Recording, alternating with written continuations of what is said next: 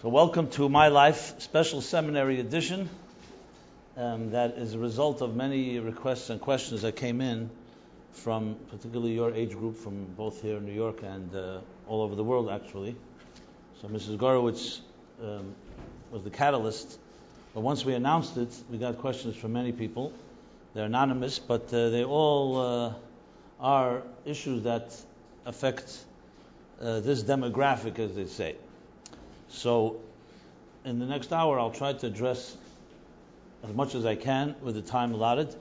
And in case I don't cover everything or not thoroughly enough, we always can do another part and continue the discussion. And it was interesting that many of the questions obviously were quite similar, and certain categories including shidduchim, what to do after seminary, personal issues, and so on. Being that it's anonymous, people wrote very comfortably without any concern of confidentiality. So no one knows who they are. So rest assured, if you submit anything in this forum, it's completely anonymous. It's impossible to trace.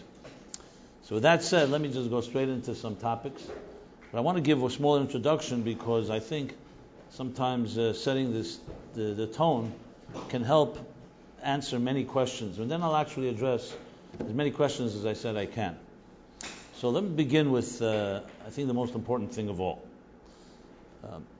One questioner asked the question, and they phrased it very well, and I just want to repeat it. And it was that, what distinguishes a Chassidish seminary girl from every other girl in different seminaries and different schools, frum schools, good schools, and so on? In other words, what's unique about the chinuch, the education, and the expectations of someone your age? And I think, as I said, if I answer that, it's a very overarching question that will help us lead into many other specific ones. So the bottom line is very simple. It really comes down to what is a Rebbe, what makes someone unique, what is Chabad, what is Chassidus. And the Rabbeim told us what it is, and applies obviously to each age group based on their stage in life, and I'll apply it obviously to your age group. Briefly, it's simply this: Hashem created the world, God created the world. He gave us a Torah, which is a blueprint of how this world should live, how we should live. Think of it like an operator's manual. If life and the world is a machine, the Torah is an operator's manual, how you use the machine. What things will make this machine work better, and what things will damage or, God forbid, hurt or destroy the machine. And the machine is each of us, each of our individual lives, and collectively, all of us, the entire world. And I say the entire world, I mean everyone, Jews and non-Jews. But being that the Torah itself is sometimes harder to read on our own, because it's complex, can be cryptic, and it has to address so many different scenarios. Remember, the Torah is not just for one group of people in one time of history. The same Torah is nitzchi and eternal from the time of Moshe Rabbeinu all the way thousands of years later. It's a very different world today than it was then. Being that the Torah has answers to all the questions that will ever come up and direction to everything, so we need, and God blessed us in every generation with tzaddikim, nisim, a leader for each generation. So though there may be many leaders of tribes and the leaders of the shvatim of each tribe, but every generation has a Nasi Hadar from Moshe Rabbeinu on. That's why we say every Rebbe in every generation is Pashtusa de Moshe, is an extension of Moshe Rabbeinu. What is the role of this leader? Why can't each of us just look in the Torah that God gave us? We all have neshamas. We know that the neshama itself is a divine soul. So we have all the strengths we need. We have all the tools, all the resources we need. The answer, as I just said, is because the Torah is not always easy to understand or easy to apply, and interpreting it to each in our lives. So the Nasi Hadar gives us an explanation of the Torah, how it applies to us in our personal lives. But the Nasi is not an independent entity. He's a godly agent, basically a Ish Elokim, a messenger of Hashem, to help us, number one, to understand what our role in this world is. Number two, to help inspire and give us keiches and direction and guidance, especially in times of confusion and times when we're not clear. And this applies to every Rebbe, to our own Rebbe. The Rebbe established and became the Nasi after Yutzvah Tovshin Yud Aleph. In the first Maimer, the Rebbe, when he assumed leadership officially, he said what our shlichus is. Every generation has its mission. So he said, just like Moshe Rabbeinu was the Der Ashvi from Avram Avinu, we are the Der Ashvi from the Alter Rebbe, and our mission is V'shachanti b'seicham, to bring the Shekhinah down to earth, which means after all the thousands of years of work, we're the generation that will bring the Geula. Der Ashvi. And establish what the shlichus of our time is. So the gift of a Rebbe is to tell us how the Torah is applied to our time. And each Rebbe does it according to his generation. So what makes a Chassidus girl goes to seminary unique is that you got this chinuch. Not that, God forbid, other Jews in the world don't have the shlichus, or even other people in the world. But you're privileged to be told. Some people takes a half of a lifetime, sometimes a whole lifetime, and they still don't know why they're here on this earth. You're privileged to grow up in Chassidus homes, have a Chassidus chinuch, an education, and a Rebbe that told us very clearly what the mission of our time is. That our generation's mission overall is to finish that last job, which means literally to reach every Jew we can reach and bring elikus to them, godliness, in any way that we can do possible. That's a general hera, and then the Rebbe, through all his nesiyas, throughout his leadership, thousands of sichos and letters and yechidus, where he applied this general mission to each person individually. So how does it apply to all of you here? Again, without going into the distinctions, which we will discuss as well, is that you're at a stage of your seminary girl, 17 age, approximately that age, is at the end of the formal education period. Not at the end, education remains all our lifetime, as the Rebbe says, but I mean in a school setting. And you're going to be making your major decisions in your life in the next few years. Who you're going to marry, what you're going to do with your life, what you're going to dedicate to. So it's incumbent upon you, if you want to fulfill why your soul came down to this earth. Why did Hashem put you here? We have the schus to know, because the Rebbe told us. So how does that apply to your age particularly? You're different. You're not 40 years old, where you're already midlife and you have already children and families and decisions have been made. You're at a stage at a crossroad. Decisions you will make in the next few years will shape the rest of your life. So you're at a very, actually, beautiful stage, because it's really everything, all the potential is there. What did the Rebbe say to girls like yourselves? So we have the sichos the Rebbe would speak a little approximately this time, after Shavuos. Before Shavuos, the Rebbe would speak to the convention of the Shei B'nai Chabad. And then right after Shavuos, approximately, he would speak another sikha to the girls that were graduating and to the girls that were going to the summer camps. And the gist of the Rebbe's message was, in all those years, is that women have a particular role of building, ultimately, being a keres habayis. And even though you're not there yet, you're beginning to build those foundations inside yourself. You're going to shape the future. You're going to shape what kind of family you will have. You're going to shape the people who enter your home. You're going to shape whoever you come in contact with. So the time that you're right now is an excellent time, because you don't yet have the burden or the pressures. You can still think about it. It's an excellent time to prepare. So think of marriage, or think of once you establish a home, think of that as like going into, I don't want to call it a war, because it has the wrong connotation. But I mean to say, imagine a soldier that's trained for what? To actually implement. This is a training period that you're in right now. And to take that seriously, because I've used only the example of army, not because of the negative example, but the positive is that soldiers train 99.9% for that one time they may have to go into battle. So for that one time when you establish your life, this is the training period. So this is an extremely important stage in life, because you're no longer little children where others make decisions for you. You're at a point where you're going to be starting to make your own decisions. You're probably making already many of your own decisions. So this is a crucial time of actually thinking about, what does the Rebbe want of me? So I think this session here, and I'm sure many others that you do, is very appropriate to understand what is the purpose of your soul's mission in this world. And then, of course, is the question, how does that apply to you personally? To you personally, your particular skills, your particular strengths, and so on. So that's what makes you unique, and that, I believe, is the answer to that opening question, which I then will lead now into other specific questions that I was asked, and I will read them right here and try to answer them. I'll try to cover more questions and be more brief. We could always leave room for more discussion, as I said, in future episodes. So it's not particular order of priority. I'll just begin with the question number one that was asked in different words, is about And I'll read the question. Being a Lubavitcher girl and learning Tanya, it seems impossible to achieve even a tidbit of what I learned. Then why try? Like we always learn, whatever you're doing, you have to just get better. You're never good enough, which is beautiful in one sense because you're always reaching a higher goal. Although brought up in Beis Rivka because that's what Chassidus is, the teachers and principals and friends for that matter never compliment you. It seems weird to compliment. In an unfrom world, it's way more encouraged and you're good enough is what the psychologists say, etc. The only way that Judaism can make your life better, make you happy, is really if you have love and fear of God and know Hashem, which I know I never will. So why be the loser in the world of Hashem who hardly feels anything spiritual, when you can be a kind, moral, non-frum person? I do love being frum more than most people and find so much beauty and make a lot of sense in it. Just going extreme to bring out a point here, if you have any advice on this, that would be amazing. Well, I'm not sure which school this girl learned how to write, but it's a bunch of convoluted questions all put together, and let me just address it. So first of all, I think I'll broaden the question a little.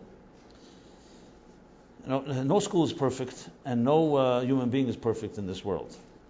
And I think you're already of age to be able to be said to say the following. To find scapegoats and blame others, for example, for your problems, is not really a responsible thing to do. An adult looks at the situation they're in and says, here's what I was given, and now I have to figure out what to do with what was given to me. So, yes, it may be true that in some schools or some teachers don't compliment enough, are more critical. Even if that's the case, and it may not be right because it's not motivating, even a person should compliment and demand more and more and encourage, not just by saying you haven't done enough, but saying you've done great and then motivate you further. But even if you had some negative influences like that and you had some negative messages, so what? As adults, this is part of the challenges of life. There are going to be people that may be critical, and you have to take the best that you can and not allow yourself to be demoralized or affected by what people say or don't say. If someone doesn't compliment you, it shouldn't destroy your whole day, because you should have enough self-confidence and security to know that you are given keiches. And yes, try to be around people that encourage and so on. So I have no way to condone and suggest that there's something, a shitta in Chabad or Chassidus or in Frum World or in anything of not complimenting. I never heard such a thing. Complimenting is very much part of, someone does something, you say thank you, you acknowledge it, and the greatest way to motivate people is by saying you've done great, and then showing them how much more they can do. When you really love someone, you're always expecting more. So people who are critical usually have their own issues, why they have to criticize others. Maybe they don't feel secure, they don't feel confident in their own lives, etc., etc. So that's regarding the complimenting. There's no way to justify it if you have a situation like that. So find people who support what you believe in and encourage you, and those that are critical, so be it. You're going to have to learn to ignore certain things in life. About feeling like a loser and feeling that you're never perfect and never good enough, the first thing you saw of Chassidus is that we're not looking for perfection. We're looking for a person to be accountable, to achieve the best they can with what was given to them. There's no such thing as perfect. The whole Tanya is based not on that the whole purpose of life is not to be perfect. Tzaddikim are perfect. We were given challenges. We have a battle going on. We have a nefesh abamis that we have to deal with all the time. Everyone has their temptations, the distractions, the things that seduce us, the things that pull us this direction and that direction.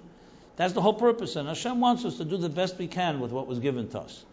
The attitude that you're never good enough is not a Torah Chassidus attitude. Torah says we're all human beings, and yes, we have to always strive for more. So the bottom line is, negative messages that demoralize you, as the Alter Rebbe says in Tanya, are coming from the Yetzer Hara. Whenever you feel depressed or you feel down because of critique, so usually a sign is coming from a negative place. Anything that's demoralizing, that doesn't motivate you, you can rest assured is not coming from a holy place. If someone says something to you and it motivates you, or makes you feel challenged, and you have a passion to grow even further, then you know it's coming from a good place. And it's very easy to establish that. When you hear a parent or an educator or a friend say something critical to you, see how you feel. Does it motivate you to go great, to grow? Or does it just put you down? If it puts you down, it's usually coming from a negative place. That's a general klal. Okay, I want to move on to the next question. Completely different category. Shidduchim. When am I ready? There's too much pressure to start looking for a husband, but I personally don't think I'm ready. How will I know when I'm ready to get married? Okay. Well, I hope that this question is not yet at your age here, even though I'm sure you feel all mature and ready. But nevertheless, this question is going to come up. And it's actually not such an easy question to answer, but there is letters from the Rebbe. There are letters from the Rebbe where the Rebbe addresses this, where girls, and for that matter, boys as well, at the age of shidduchim, and as the Rebbe, how do I know when I'm ready? It's a hard question, and any of you know how to drive a car? Yeah. So before you ever learn to drive a car, you have no clue. You look at other people drive, you could wonder, how can you drive a car? It looks like so a difficult thing to do. And especially at night, even if you have lights, you don't see the sides, etc. But then when you learn to drive, it becomes so simple. It's like, So there's some things you just cannot put your finger on. Marriage, I can't compare it to driving a car, but shidduchim is similar. You're ready inside your gut. There's no checklist of A, B, C, D, E. When they check out, you're ready. Like one of these questionnaires. The Eibishter created us in a way. This is coming from a letter that Rebbe writes to someone, where a man and a woman were once one. Then Hashem split them into two, and they search for each other. And this is a natural thing. If someone doesn't have natural things, there's a problem. So you don't have to worry. That natural element of looking for so-called your soulmate is something that will emerge in every human being at the right time. Now, does it mean that you're ready because it emerges? No. At some point, it's more you think about it, and then another point you start seeing that it's more of a realistic thing. Every time the first date people go on is always awkward because you haven't done it before. For everybody, for the boy and for the girl. That's how it is. But at some point, it's the way we were wired, and something we may have not done, but it's a natural thing to look for a companion in life, obviously in a sacred way, the way the Torah and Chassidus expects of us, but it's a completely natural thing. There's nothing to be ashamed of. It's exactly the way Hashem created us. That ultimately the Torah says, V'hayu lebasar echad, that the two halves will become one flesh, a home, a family, and kedushin, and a marriage under a chuppah, and Hashem will bless them with children. And once it happens, you look back, and it's almost funny how so-called you fell into it. The same thing when people become parents for the first time. No one learns how to. No one's trained to become a parent. You suddenly become a parent, and you learn on the job. It's on-the-job training. Similar thing is here. So I don't know if there's an answer. How will you know you're ready? I think there's a certain sense that, especially if you're more or less put together person, if you're having challenges, obviously I should qualify that there's only I can't answer every one individual issue here. It's important to have a personal mashpia, so you can address things on a more specific level, because everybody, of course, is unique. So I'm talking more general terms that applies to all of us, that we have certain similarities. But specifics, if you have particular challenge in this area, definitely should get a mashpia. You should have mashpia regardless. But especially when it comes to these matters, because then you could address it with her in a way more personal, whatever the challenges may be. The Rebbe said to one of the maskidim, Rabbi Groner, when he was dating, so he was dating his future wife, so he asked the Rebbe, should I continue dating? He didn't ask that he's ready to get married, he wants a bracha, which was what people did and continue to do. He said, should he continue dating? So this is what the Rebbe answered. The Rebbe pointed to his heart. The Rebbe touched his heart like this, his own. The Rebbe touched his chest here and said, Avdi Yanim, which means matters of the heart. Nicht dein Tate kann dir helfen, nicht dein Mama kann dir helfen, und nicht ich kann dir helfen. The matters of the heart, not your father can help you, not your mother can help you, not I can help you. Only you can decide whether you're ready to continue to date. Now you say, when the Rebbe gave a bracha, once you say to the Rebbe, I'm dating this and this person, and I feel I've done everything possible b'derech hateva to prepare, and this person seems to be the right person, I want the Rebbe's bracha to make sure, give it like a seal of certainty, a bracha, should be a binyan adayad, etc. But the part of the ishtadlus, which tells you that there's things of the heart, that Hashem blessed us with hearts, and you'll feel and you'll know. And you'll see in the dating process, when that happens, the same question is asked, how do you know if it's the right guy?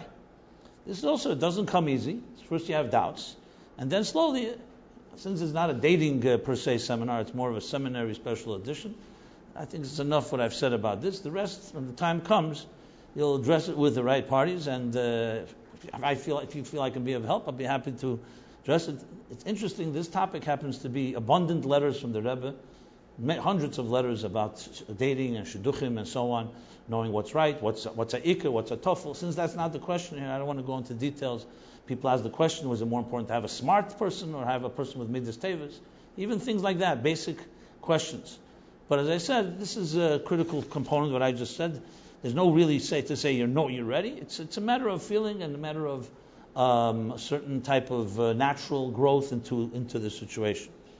Okay. As far as pressure, look, as again, your age here, I don't think there's anyone's pressuring you to get married, I assume, right? I'm wrong, So I don't think that's an issue. If that becomes an issue, as I said, we'll address it. We'll do a... Okay, fine. I just don't think you should think you're 17. No, because I know it's from 17 to 20, but I'm saying. But is anyone being pressured here? Okay. Okay, so fine, so I'll address pressure. I was going to do a special pressure edition, for pressured situations. We'll say it like this. Look, I don't know who the pressure is coming from to address this question. If the pressure is coming from parents, so listen, as you could always say to them, to find out why they're pressured. I mean, I don't think 19, 20 someone should be pressured. Maybe encouraged, maybe to start considering it, thinking. Pressure, I don't see the reason there should be pressure. Often when pressure is done, it actually usually has negative results because it just makes people anxious and feeling something's the matter with me. So I don't know if it's a wise thing to pressure girls at 19, 20, that's the age.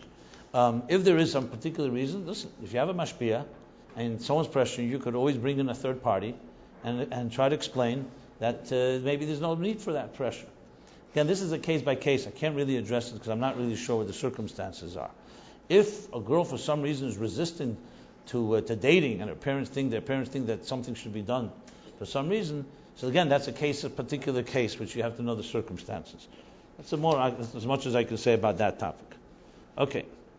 Finding a shidduch with no yichus. I'm having a lot of anxiety about shidduchim. I don't come from the perfect family. My parents are balei tshuva. I'm the oldest, so I'll be the first one they try to marry off. There's so much wrapped up in the process, and I'm afraid that no decent bacher will take me seriously. I'm not geza, and my family is a bit eccentric.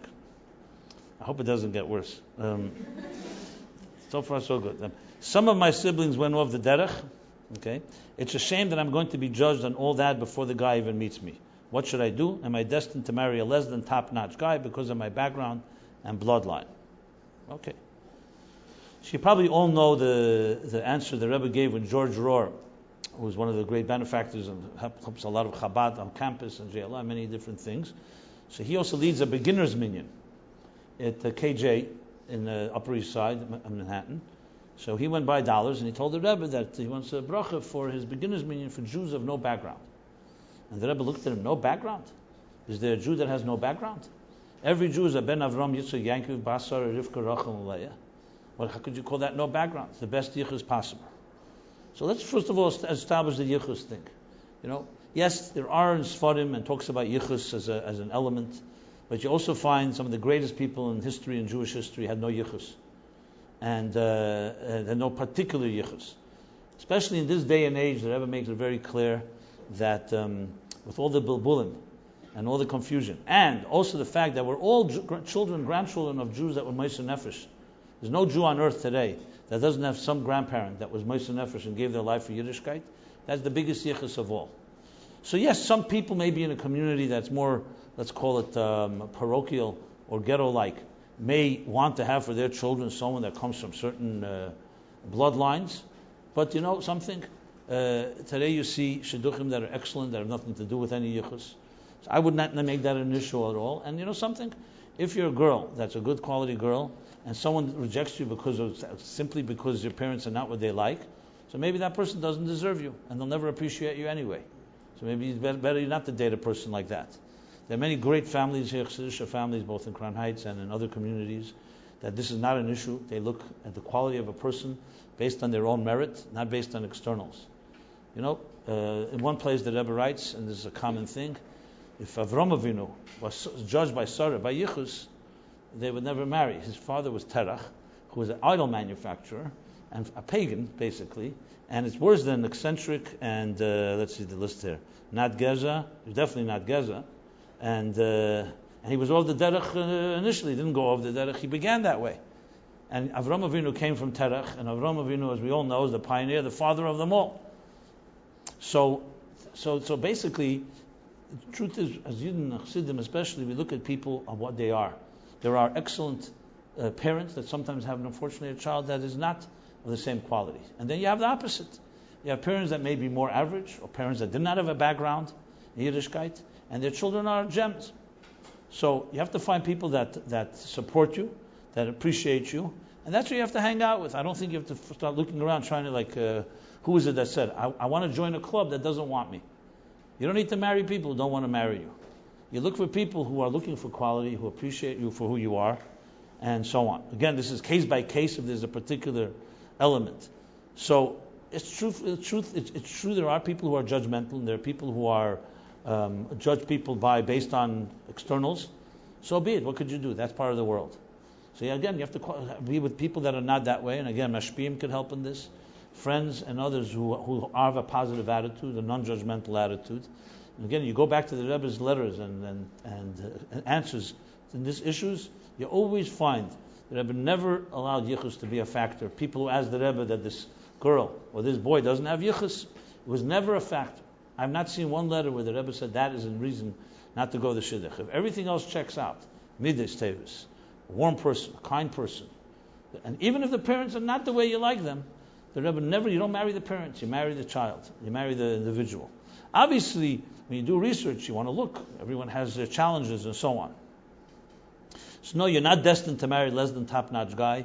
God has for every person on this earth a perfect soulmate. Like the joke goes, when two people get married, they make there are always two people very happy. The one she would have married, the one he would have married. You have to marry the person you have to marry, and that person is perfect for you, not perfect for anyone else. That's how you have to look at it. It's not a business. This is a very personal thing, and there are people. You meet people, and I've seen this hundreds of times personally, that you always wonder, and then you see a shidduch, the right shidduch. You never think that would be the match, and then it works, and you see God's mysterious ways. Marriage is very mysterious. It's not easy to figure out. Obviously, we do our ishtadlus to try to figure out what we can. So I think you have to go to a place and realize that ultimately Hashem is the one that makes the shidduchim. Mezavik zevugim. God is the one that destined this man to this woman to this man. And with a little bitachon and trust in that, and hanging around people that support that, I think is the way to take this attitude to this. Which answers another question about shidduchim, which is judgment and shidduchim. I feel very self-conscious whenever I'm in public lately. It seems that everyone is watching, judging, and talking about me. There's so much pressure to be perfect. Others are fast to criticize and reject you based on how you talk, dress, and who you hang out with. Today it's hard to get a shidduch, and I feel so silly to be basing my life around it. But that's really what it comes down to. I just don't want to be a fake. But right now it seems like in order to survive, I just need to fit into a box. Okay. But, well, you're not alone, whoever asked this question. Many people have this issue. And I want to just say the following. At the end of the day, each of us is unique. There's some things that we will always be lonely about. Your deepest feelings, when you go home at the end of the day, no matter how many friends you have, there are things inside your heart that probably you're the only one will ever know about it. And one day when you find the right shidduch, hopefully you have a husband that will be able to talk about some of your more intimate feelings about things and how you process inner feelings. But at the end of the day, building a secure personality comes with a turf. As you grow into an adult, the fact is there are some things that are just your own. When you're 10 years old, you have friends, and you hang out with friends, and that friendship becomes a support system.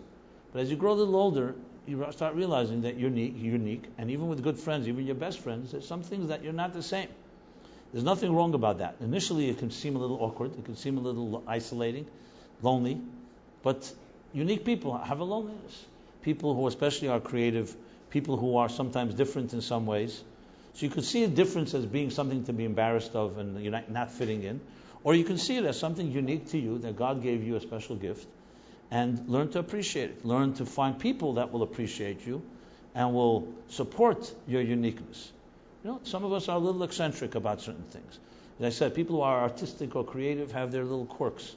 I don't think there's anybody in this room that doesn't have their own little quirks.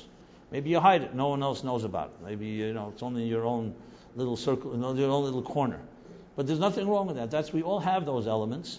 Some things are to be shared, some things don't have to be shared.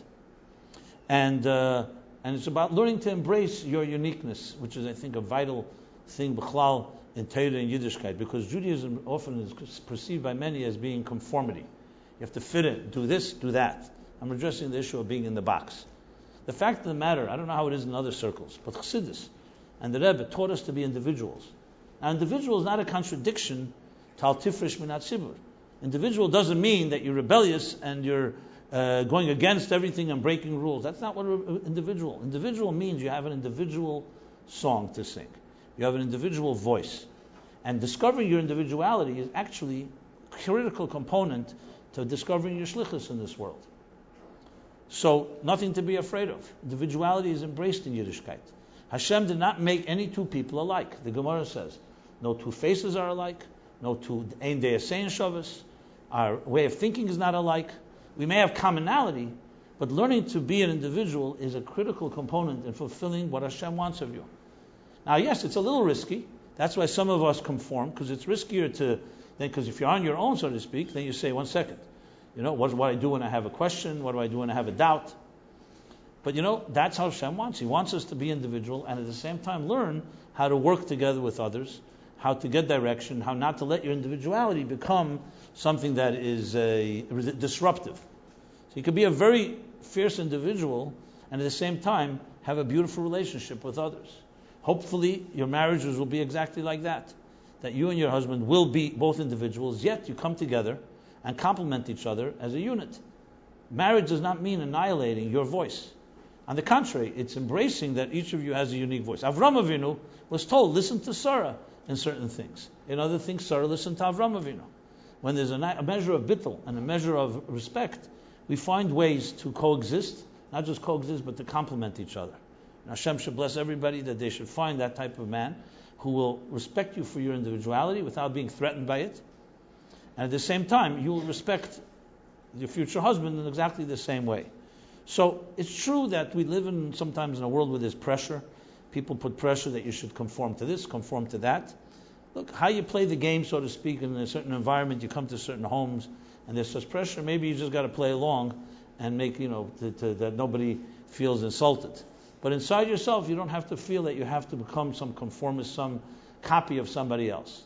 As they say, you were born an original, don't become a copy. And again, feeling self-conscious, find friends, find people who support who you are. Don't hang around with people that criticize you or people that make you feel self-conscious.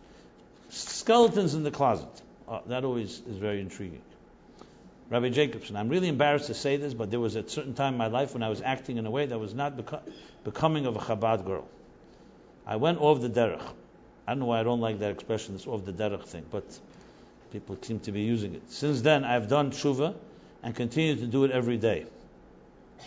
While I'm regretful, I wonder, without getting into details, do I have to share my past? Do I have to share my past with a prospective shidduch, or it can be my secret forever? Okay, that's an interesting question. Well, so first of all, I commend you for doing tshuva, because most of us are still having problems with the tshuva part. Like I remember I was once at a Shabbos table, and someone introduced themselves and said, I'm embarrassed to say this, but I'm a Baal Tshuva, and I'm looking for a shidduch, and so on. So there was a Chassidus that the host of the table, he says, what are you embarrassed of? What do you think everybody else is? He says, the person said, everybody else is a Baal Tshuva, everyone else is a tzaddik. He says, no. Either you're a Baal Tshuva or you're a Baal Aveda. That's the two options. So tzaddikim are far harder to find, as we know from Tanya and as we know from ourselves. So what does that mean? So if someone's doing tshuva, that's a very good sign. And let me just address this question about the skeletons. I don't know what this person is talking about and what their sins were or what they did or didn't do. I don't think there's any person on earth that doesn't have lapses and setbacks. We all have our ups and downs, and we all have it in life. The Chassidus approach to deal with issues like this is, especially if you were in a place where you can't find your way back, so to speak, It's one thing. But if you're in a place where you're aware that you made a mistake, or you're aware that you may have slipped, or whatever it may be, as long as you're traveling now in the right direction, and even with maybe more setbacks to come, that's what's expected of us. As I said earlier, the famous story with Rezusha, that he's crying in the corner, not because he's not like this one, not like that one, because he's crying whether he will live up to be like Zusha. You have to live up to your destiny, not to someone else's. So I commend a person like this, who's aware of their own so-called, let's say, flaws or setbacks, and then has discovered, I don't think to dwell on the past is not a Chassidish approach. The Rebbe, again, in letters that are similar to this question, the Rebbe always says, focus on the positive, grow, and don't look back. There's no reason to look back. Which leads me to the second half of the question, and therefore there's no reason to share. There's no reason absolutely to share every flaw or every setback we've had in our lives. And this is a cloud. Now people say, do I have to tell the person I'm going to marry certain things that I may have done? Unless it affects their marriage directly. Let's say, God forbid, somebody has a medical illness that's going to continue to affect the future, then that's another story. You have to tell your prospective spouse what your situation is. But if something happened to someone that has absolutely no effect on the marriage and no possible effect, no, there's no reason to do that. And as a matter of fact, in marriage itself, you have, for example, let's say two people walking down the street, and one of the spouses happens to see another human being and they're attracted to them. They have to tell their wife, or the wife has to tell the husband that they had a machshava zara. What does it say? Interesting. Every time you're going to have a negative thought, you have to go report it. What you have to do is control it, as long as you're in control of yourself. Now, if a person, God forbid, I want to just use a stream of that, is addicted to something that's affecting them right now and undermining their relationship, and they're keeping it a secret, that is a problem. That they may have to speak to their spouse and definitely speak to a professional, because it's affecting the relationship. But we all are going to have things. We all are going to have a lapse here. We're not children. We all understand that people have backgrounds, and sometimes healthier not to address past, because then what you do is you start creating a whole monster. Because then the shidduch will start saying, okay, what else didn't you tell me? And it gets into this whole paranoid element. I've seen this happen. I've seen marriages destroyed by people sharing too much. Now again, this is a subtle thing and should be asked by mashpia case by case, because there are situations which are definitely need to be addressed, and there's some situations that don't have to be. But b'chlolos, I just want to say, my statement is a general one. I want to qualify because there are times where we have to address something. That's why this is not a final psak. You should definitely consult with someone if there's an issue that you think should be addressed. You could always double check with someone and say, do you think I should speak about this on dates? This touches another question. If you have an issue, at what date do you share it? On the first date, on the third date, on the fifth date? Since it's not being asked, I don't want to go there. It's already a more complicated element, and I want to cover more ground here. As I said, there's plenty more to talk about all these matters. So the key is to focus on the positive. Should it be your secret forever? Hopefully you forget about it, and you build a beautiful life, and you learn from your mistakes. And when you learn from your mistakes, Chassidus says that the Baal Tshuva is higher than a tzaddik, because they have used the negative and turned it into a positive. Someone who's never fallen, you never know, they could always fall tomorrow. But someone that has, and has found strength to rebuild their lives, can be trusted even more, because they've been there and they've overcome it. Okay. One more question on the shidduchim here is how to date. I've read many letters in Hiros of the Rebbe on marriage and dating. My parents have had the schus to have their marriage personally arranged by the Rebbe. However, it strikes me a bit too modern, that unlike in my parents' time, when bochrim and girls would meet in the shadchan's house or their parents, after thorough research was done by their mothers and often the yeshiva and hola, nowadays most singles go out for hours on end to hotel lobbies and many other places, often meeting in a car, etc. I find this similar to how many modern Orthodox people date. Is this the real Chabad way, and we are just very different from the other Chassidish groups, or is it symptoms of the lowering of Chabad standards, which isn't acceptable? Okay, very good question. Well, let me say this. Chabad, someone once was by the Rebbe in Yechidus, personal audience, and they started criticizing the tznius standards in Crown Heights. And the Rebbe stopped the person and said, you're speaking about my children? About my community? These are my children. I don't want to hear your negative attitudes about my children. That was the Rebbe's attitude. This person was a little shocked by that. Now, this doesn't mean that the Rebbe accepted it, because afterwards the Rebbe called in Rabbi Chadakov and told him to call the Rav and said, there are people that talk and maybe you should look into what's going on. So what's the story? Someone comes to your father or mother and starts talking about you, Lashon Hara, even if it's true, a good father and mother will maybe listen and say, this is my child, and I didn't appoint you to come and tell me about my children. That doesn't mean the parent won't register. The parent then will find a way, because it's very easy to criticize. Very easy to criticize. We don't establish our standards of dating based on other Chassidus Kreisen. We have, thank God, a Rebbe. And we have a Rebbe that certain things the Rebbe told us directly how dating is. Yes, in our community, it's not prearranged dates where parents decide a boy meets a girl, they spend time an hour in the living room, and then they get married. That's not our derech. Now, is that a criticism of other drachim? I'm not here to criticize other kreisen. Other Jews have their way. Nara, Pashta is an expression. Different rivers express themselves in different ways. Different minhag. But I'm talking about for our community. We have our standards. That was not the way. Not the Rabbeim were that way, and not the Chassidim. That doesn't mean that we have more lax standards. It's simply the way that, yes, you go on a date, and we don't have the minhag where necessarily fathers and mothers or grandparents go along on the date or sit in the back of the car watching. My grandmother told me that her father was such a frumak that he went along on every date. Okay, but he was not a Chabadnik, by the way. They got married, and after they got married, they made sure he just didn't show up anymore, like that. So the point I'm trying to say is that's not our approach. If you have a shaila about something, go to Rabbanim, Chassidus Rabbanim. This is, our community has its standards, and we don't have to look at others what makes a standard of how dating. In our approach, generally speaking, yes, we have segregated education.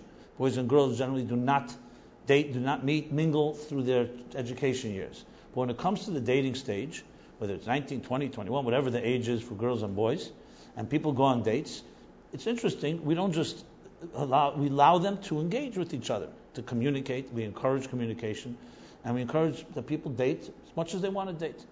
The Rebbe told many people, they say, I'm having pressure that I shouldn't date more than 5 times. And the Rebbe wrote answers, there shouldn't be such pressure.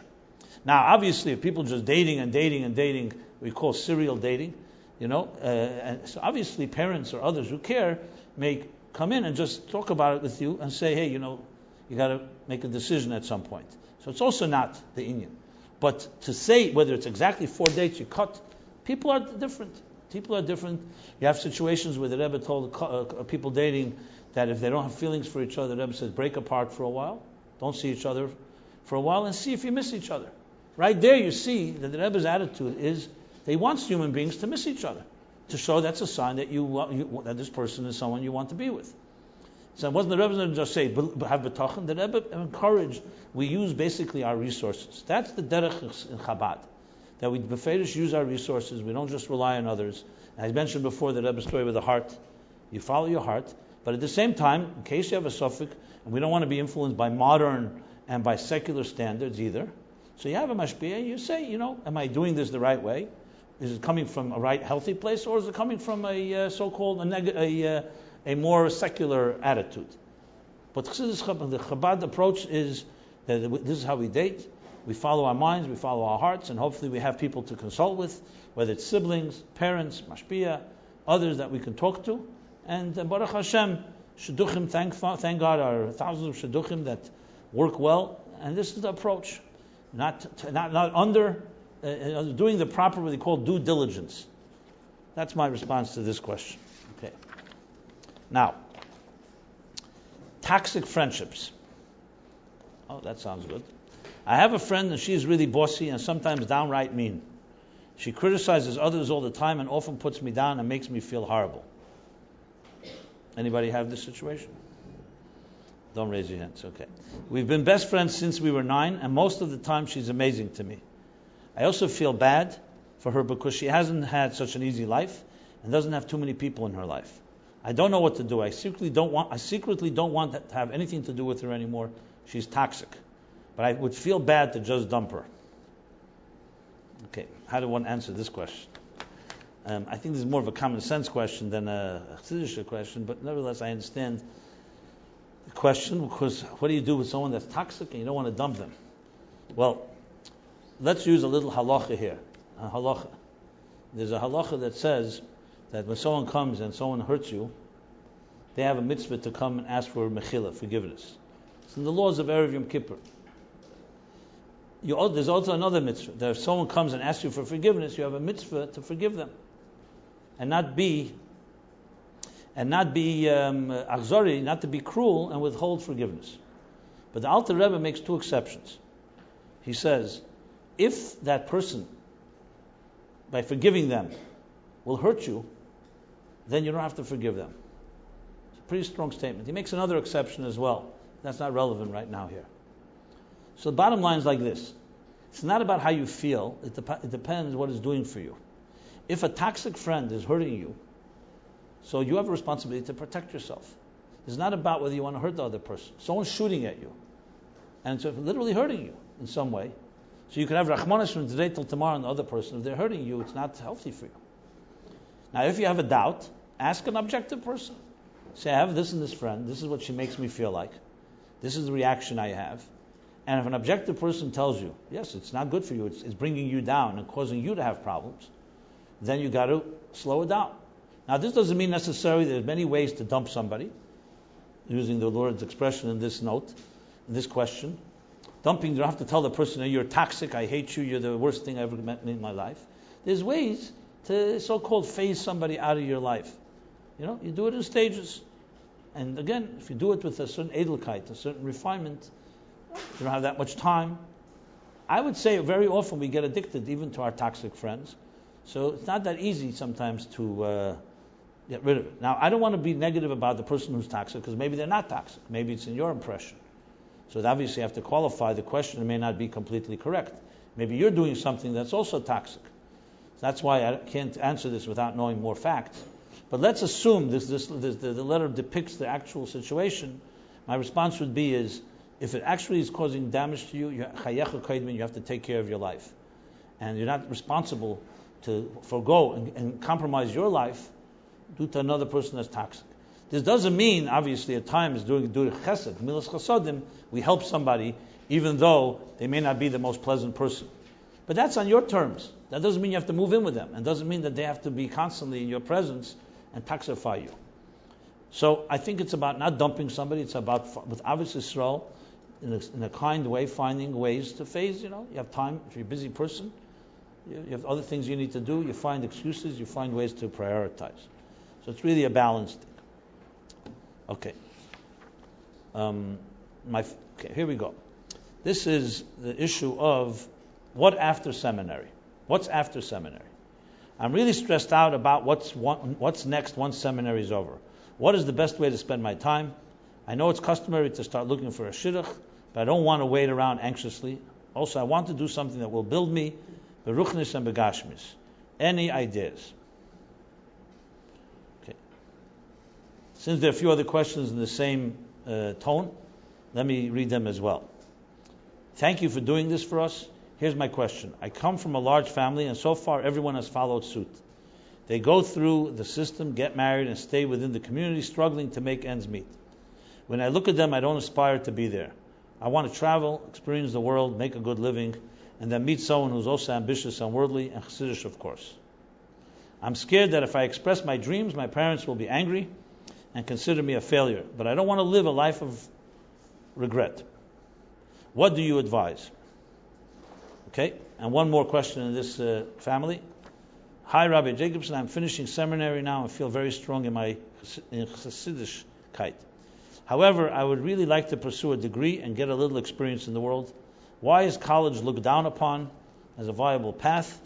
How else am I expected to earn parnasa unless I become a teacher, even though I lack proper training or go on shlichus? Okay, good. Actually, there's a few other questions in this vein, but they're all essentially the same concept, and I won't read the rest of them. Maybe at another time I can read others. Okay. So, excellent question. As long as you're in school, you're basically, what shall we say? You're bound by your environment, and the school is what you're busy with. But once it comes to a stage that we're free of so-called, I don't know the word free, whatever you want to call it. They finish seminary. What are you supposed to do? And not everybody's going to, as I said, as the questioner asks, is going to go right into a shidduch. So what's the best approach? So I'll address it the best way I can, but I think if each of you were in Yechidus by the Rebbe and asked the Rebbe this question, what the Rebbe would say. Obviously with a great qualification. I'm not the Rebbe, and I cannot tell you what the Rebbe exactly would say, but we have precedents where the Rebbe spoke to people in Yechidus or in letters or in other communication who asked the Rebbe this question. What do you do? You're out of school already, so you don't have the school responsibilities. You're not necessarily quite ready for a shidduch, or maybe a shidduch isn't coming your way right away. Whatever it is, you want to... So there's an expression in the Gemara, and this is the Rebbe's used many times answering exactly this question. The Gemara says that a Talmud, a student, came to his teacher and asked him, what should I learn? What should I begin learning? Sometimes the question is, where should I go to learn? And the answer is an interesting answer. He says, B'mokim shalibay chafetz. You should go study where your heart desires.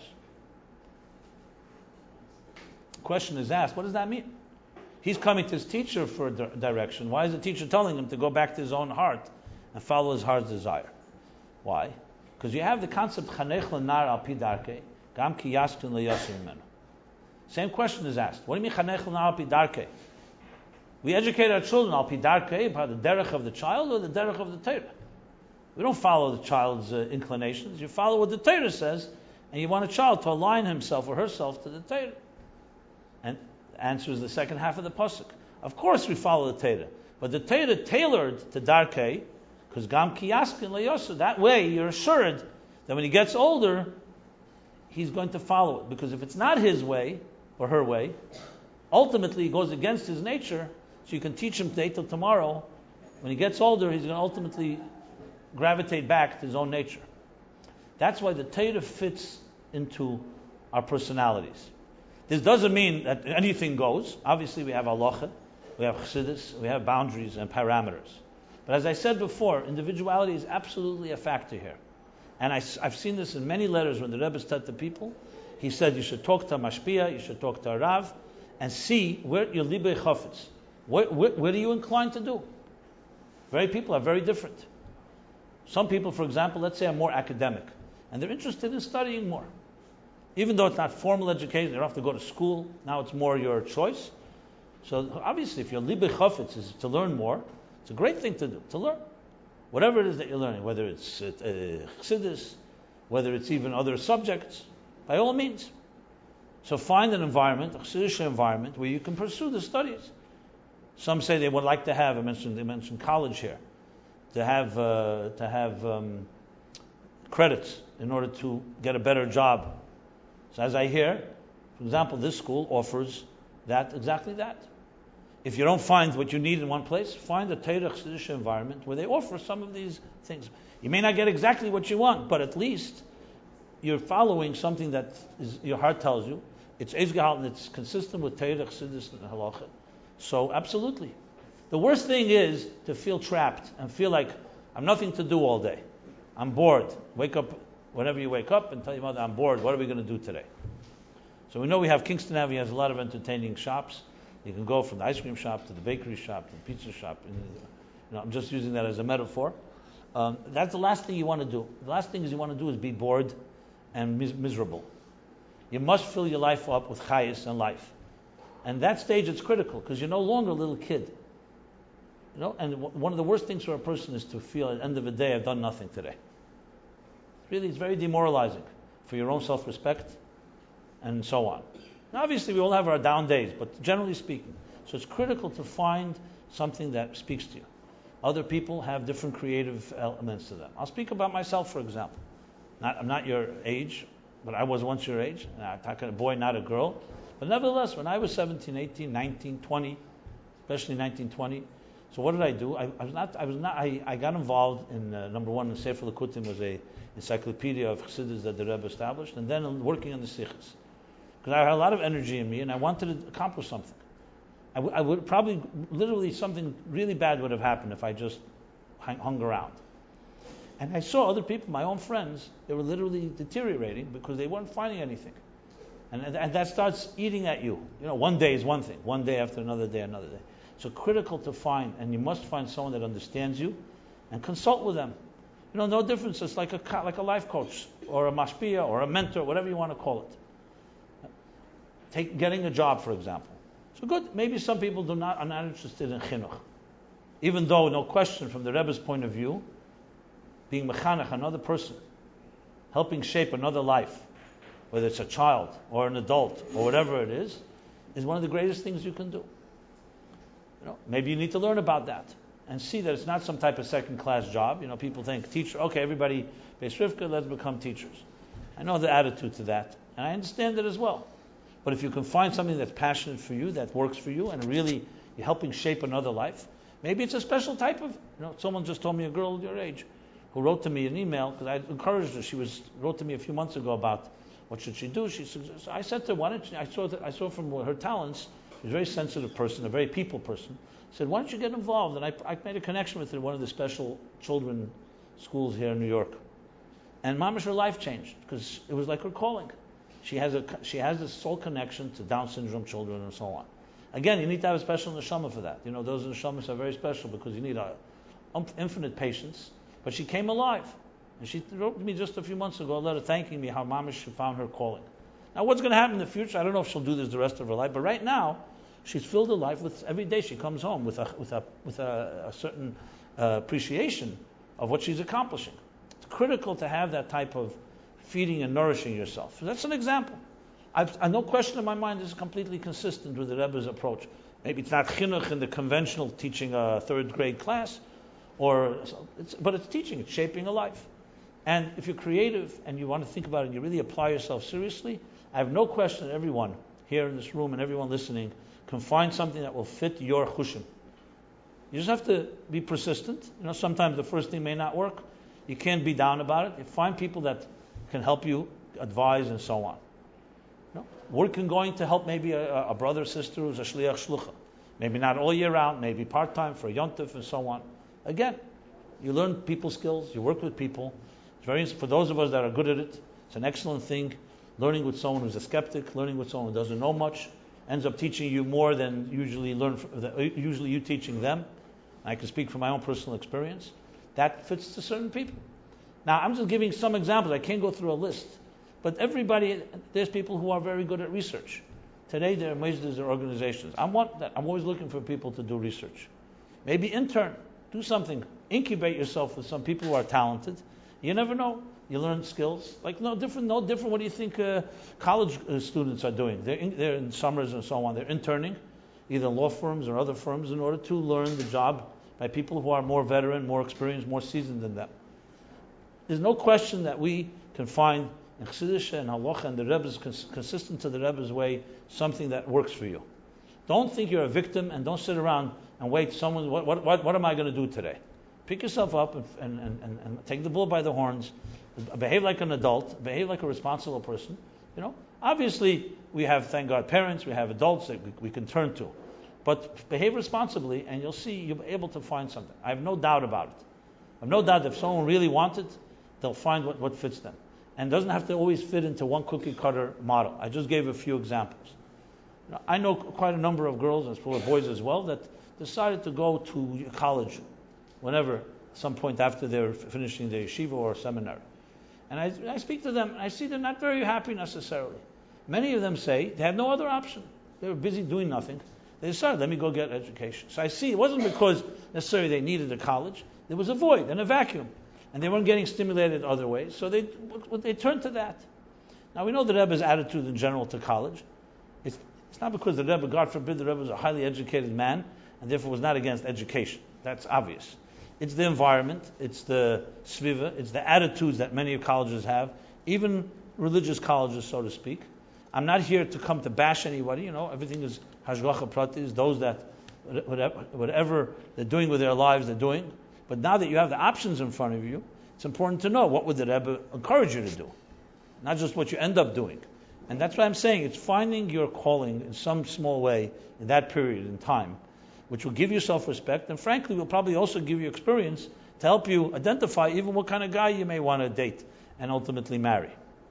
So much more can be said on this topic, but I think it's something serious to be addressed. Since we're reached the time limit, am I correct? So I want to just wind down. I'll just conclude with a closing statement here. So first of all, I want to say that even though I've covered all the questions, and I definitely haven't covered them thoroughly, I hope I did some justice to some of these questions. And I know there's some questions that we got received afterwards. So I'll tell you what, this is my commitment. I'll definitely do another session. I don't know if we'll do it right here. Maybe we will, or maybe we'll do it online, only online. I'm not sure. We'll figure that out. But please don't hesitate to write your questions. You can submit them at it's written on the board, meaningfullife.com/MyLife Live. You'll see there's a form. You can just fill it out. It's anonymous.